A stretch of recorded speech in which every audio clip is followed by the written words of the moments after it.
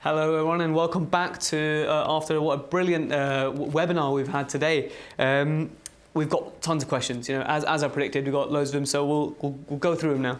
Great. In the perioplastic cases that you showed, the removal of the epithelium from the papillae, did you find it was easier with lasers than with a scalpel, as you traditionally would have done it? Yeah, oh yeah, so much so. So, I mean, I've been to 5 or 6 Euro Perio conferences since I qualified, so that tells you what my good anti-wrinkle cream does, because people don't realise I've been a periodontist that long. But this is one thing we were always thinking, how can we make it easier? It's really difficult. So there were things like 12D blades were mentioned, which is like a 12 blade that has cutting edge on both sides. So I tried with those. Fast handpieces, obviously just being really, really careful. And then when I got my laser, I thought, I was looking for ways to incorporate it into all of my treatment. And I thought, hang on a minute, let me just pick it up and do that. And it really took the stress away and definitely made that stage of that particular treatment much, much faster, actually, and predictable and safer. So yeah, I absolutely love it. Yeah, definitely more precise. Brilliant, thank you. Someone's asked, what's the evidence behind the low-level laser therapy that you showed? I mean, funnily enough, the evidence backing what we call PBM, photobiomodulation, it has been around for years and years, and it's probably the strongest evidence base when it comes to lasers, and written up in very, very respectable journals. I would talk to you about it in a lecture for about 3 hours, so I can't go into it in too much detail. But in terms of the perio, as I mentioned, we have this stimulation of periodontal ligament stem cells, gingival fibroblasts, cellular level, increasing lymphatics, increasing the blood supply, working on the macrophages and migration of cells, so into areas to speed up healing. I mean, the topic is absolutely huge, but the evidence base is actually incredibly strong. So something we understand very well at the sort of the cellular level, and it's got good evidence. The problem we have with it is finding the right dose for what is truly low-level laser therapy. That you don't, there's a window of stimulation, and if you go too far, you could inhibit. And that's really, I think, from a practical point of view with perio, that's where we are. We're sort of trying to find the correct, predictable dose to really get the benefits out of it. But when it comes to sort of any of those surgical cases that I showed you, I always do the low-level laser therapy, and definitely it's like my magic wand. That was the wider one, yeah. Yeah, we really get patients at far less pain afterwards. It's brilliant. Brilliant.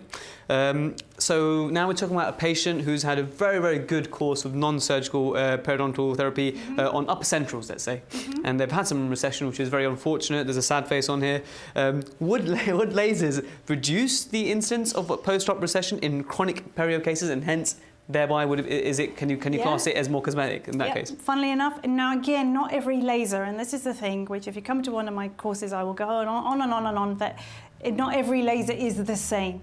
So if we just talk YSGG, the studies that have been done show greater clinical attachment level gain than through scaling alone. And that means when your pocket heals up, you're healing up with more attachment and less recession. The erbium YAG does the same thing. One of the theories out there may be to do with the bleeding side of things, that there's less bleeding and therefore a thinner blood clot. So we get less recession for that reason. Another hypothesized theory is, again, because we're ruling out that inflammation in the healing phase and faster healing. But yet, without a doubt, we get, I've seen it and I've done it, looked at it in the research and things that I've been doing, and it's there in the papers that we do get less recession for chronic perio with pockets. So definite advantage again. You're selling laser more and more to me. I'm telling you. It's not a sales pitch. No. But I've got the bug. I've got the bug now. Now I'll be really impressed if you can answer this one with something positive.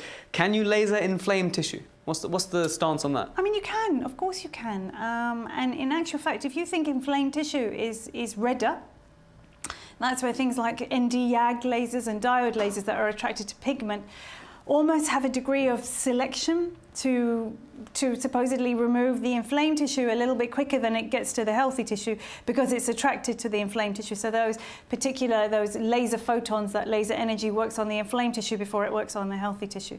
So yes, you can laser inflamed tissue, and of course you'll get less bleeding than if you were to put a scalpel blade to it. Sure. But I think you did mention that, you know, in true sort of traditional periodontics, you would encourage as much healing of that inflammation before you were to carry out any work on it. But I mean, that was that biological width case, right? Because it was so cosmetic. You know, I wouldn't want to. You know, I want to know where my true margin is. But if we're talking inflamed tissue for perio pockets, we're in there all the time with lasers straight off. So it depends. If we're talking, you know, and again, all the biological width. I showed you the case with the red band, which of course is still that chronically inflamed, and of course I lased it straight away, and you saw what the final result was like. So yes, you can laser inflamed without a doubt. Fantastic. Very interesting question here. Have there been any documented cases of melanoma following dental laser treatment? No. Is a simple answer to that. Thank you for that. We need to be a little bit careful with low-level laser therapy because of this stimulation. We get a cellular level. So we are, you know, we're doing a lot of things, and of course we don't want to induce a cellular change in a carcinogenic type of way. So the current literature is saying, you know, low-level laser therapy, wonderful, but if you have a suspicion, say, that an ulcer may be carcinogenic in some way, or even lichen planus, you know, erosive lichen planus, which has a risk, then be careful because you don't want to be potentially changing and stimulating those cells. But in terms of melanoma, no, not at all. Okay, wonderful. Question from Dentixel. How does the laser work, and is it safe around amalgam restorations? So can the hard tissue, and then I think the separate question is, can the hard tissue laser do amalgam ablations? Okay. No, is the answer to that. So it can't do amalgam ablations? No, we can't. And is it safe around amalgams? No. Okay. Well, in that, what's safe? All that's going to happen is it's going to spark. But we use it on implants all the time. But you know, we use it on titanium to remove the titanium oxide layer. That bit's But I suppose fine. that's enclosed, whereas amalgams are. Well, no. Even if we had the implant exposed, peri-implantitis, we would laser it, and you can see the change in coloration, and almost you know, it looks like the implant comes back to be new. But you know, the penetration depths and the affinity that it has, you know, amalgam has no water in it. We need to have water in there for something for those lasers to work.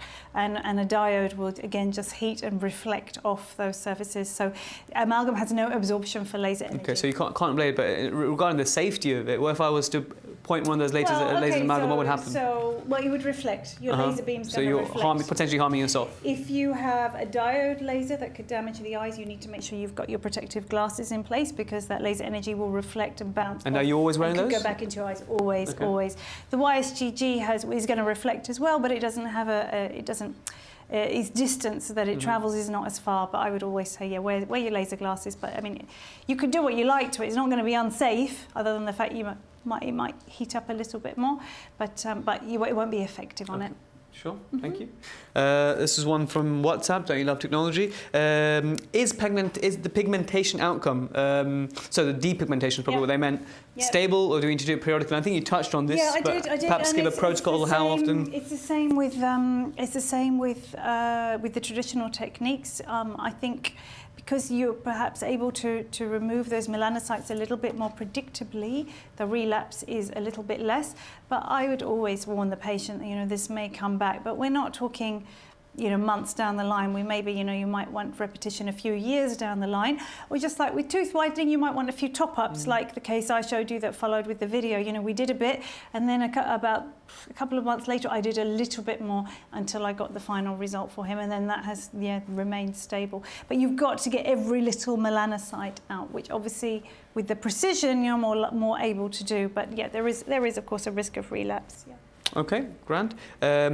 Two more questions. The lip reposition case right at the end. How stable is it, and how can you what can you do to ensure predictability in that procedure? I think you need to be you know, you do not want to go down to bone.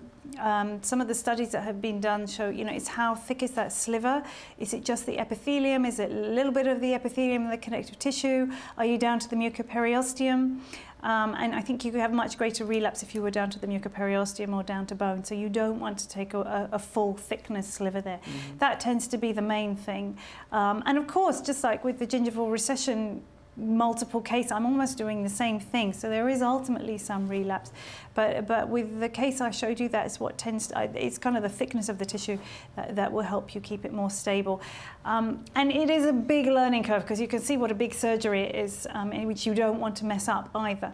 So it can take you might want to just take a little bit away, and as you gain in confidence, you start to have a better idea about the distance that you would take. I wouldn't just jump in and do something like that. I'd go and try and get some sort of proper training rather than just from my webinar to work out how to do that safely.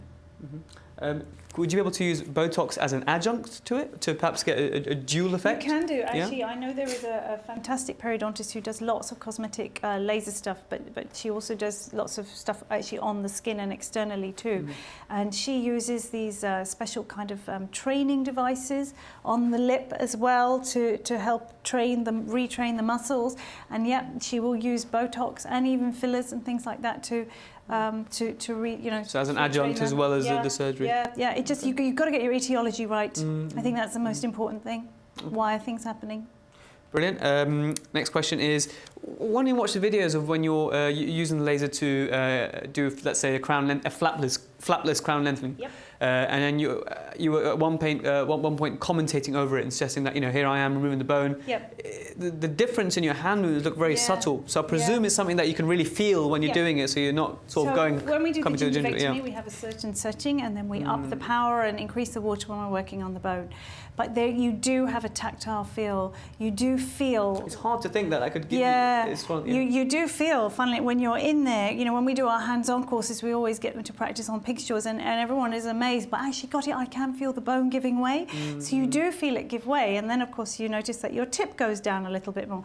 But remember, we don't have a high penetration depth, so it's not that if I leave it there, I'm suddenly going to lose 7 millimeters of bone. It's just a tiny bit. But it's those brush stroke movements that you feel it gives way, and then I might not even have the power on as I'm feeling my way along to see if it's smooth. So you do have tactile feel, and again, I would always say get some hands-on experience, practice on pig's jaws, make sure you're confident with that before you try it on a patient.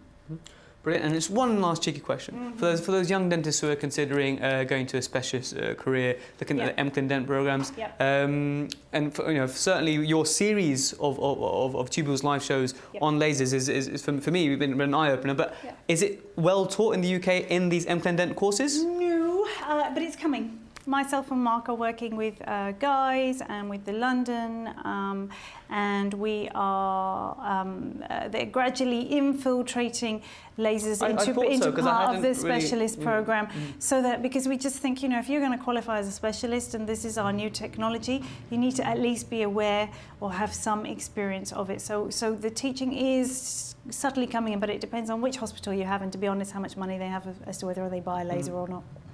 We're still there, unfortunately. Okay. Well, brilliant. I think we've had an absolutely fantastic show today. Thanks so much for coming again, and we're always so happy to see you. Great. Everyone, I hope you had a great time. This is the last Tubules Live of the season. We'll be back in September, on September 11th at Mercedes in Dentsply in Surrey. So we'll see you in September. Thank you for joining us tonight.